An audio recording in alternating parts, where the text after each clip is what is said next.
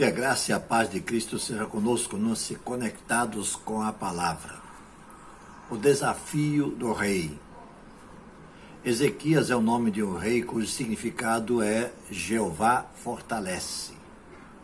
Ele foi um dos reis de Judá, conhecido por ter tido um prorrogamento da sua vida. Ele teve mais 15 anos de presente quando Deus já tinha determinado que ele morreria. Ele chorou, se arrependeu de tantas coisas e o profeta volta à ordem de Deus diga ao rei que ele tem mais 15 anos. Ele temia a Deus e procurava agir com justiça.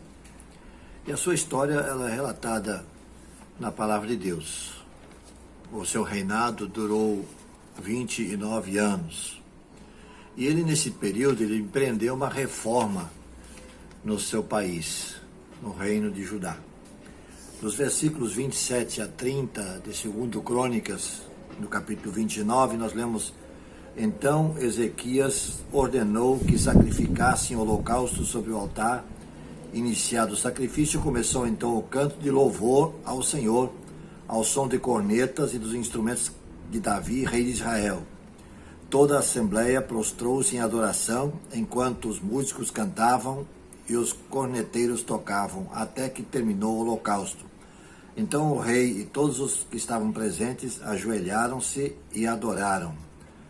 O rei e os seus oficiais ordenaram aos levitas que louvassem o Senhor com palavras de Davi e do vidente Asaf. Eles o louvaram com alegria, depois inclinaram suas cabeças e o adoraram. Assim diz a palavra a respeito do rei Ezequias. Ezequias desafia o povo que está sob o seu comando a se voltar para Deus, vez que esse povo havia se desviado dos caminhos do Senhor.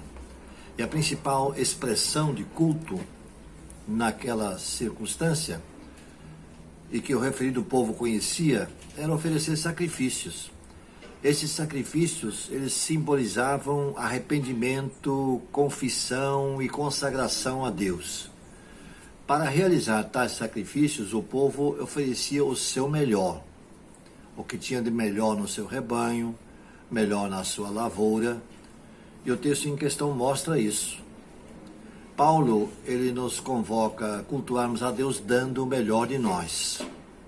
Na sua carta aos Romanos, capítulo 12, versículo 1, ele diz isso: Portanto, irmãos, rogo-vos pelas misericórdias de Deus que apresenteis vossos corpos em sacrifício vivo, santo e agradável a Deus. Ofereceis os vossos corpos em sacrifício vivo, santo e agradável a Deus. Paulo fala da entrega da vida, do coração.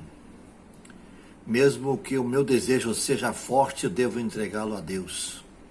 Não cedendo à minha vontade, e sim fazendo o que Deus orienta, o que Deus nos diz. Deus não quer somente o nosso louvor, que muitas vezes é um louvor do tipo da boca para fora, que não vem do coração. Deus deseja a entrega consciente de tudo que somos.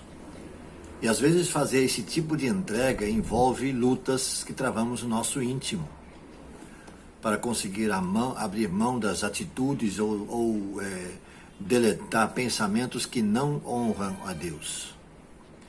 Deus nos quer deixando os nossos anseios de lado e fazendo a sua vontade, a vontade dele. E isso não deve ser motivo de tristeza para ninguém, e sim de alegria.